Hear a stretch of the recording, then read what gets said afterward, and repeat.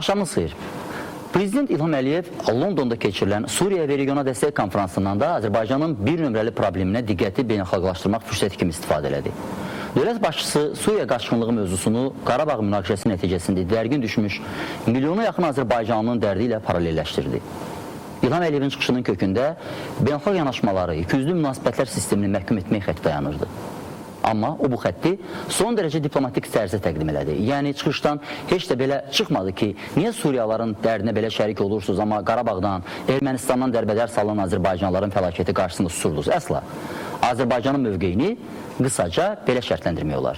Biz Suriyalıların dərdini sizdən daha yaxşı anlayırıq, çünki başımıza gəlib. Biz onlara ona görə kömək eləmirik ki, bunu siz istəyirsiniz. Ona görə kömək eləyirik ki, bunu biz istəyirik, çünki bilirik ki, bu dərd nə dərddir. Biz Suriya qaçqınlarının halına çox acıyırıq. Müstəqillik illərində, 1990-cı illərin əvvəlində qonşu Ermənistan Azərbaycana qarşı təcavüz edəndə, Azərbaycan özü humanitar fəlakət və böhrandan əziyyət çəkib.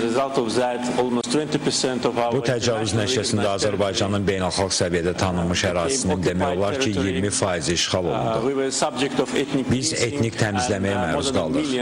1 milyondan artıq Azərbaycanlı qaçqın və məcburi köçkün vəziyyətinə düşdü.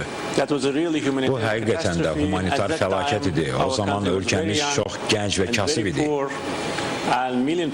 Həmin vaxt adam başına düşən qaçqın sayına görə ən yüksək göstərici olan 8 milyon əhalidən 1 milyonu evsiz və işsiz qalaraq öz yaşayış imkanlarından məhrum olmuşlar. Bugün Azərbaycan özü donor ölkədir.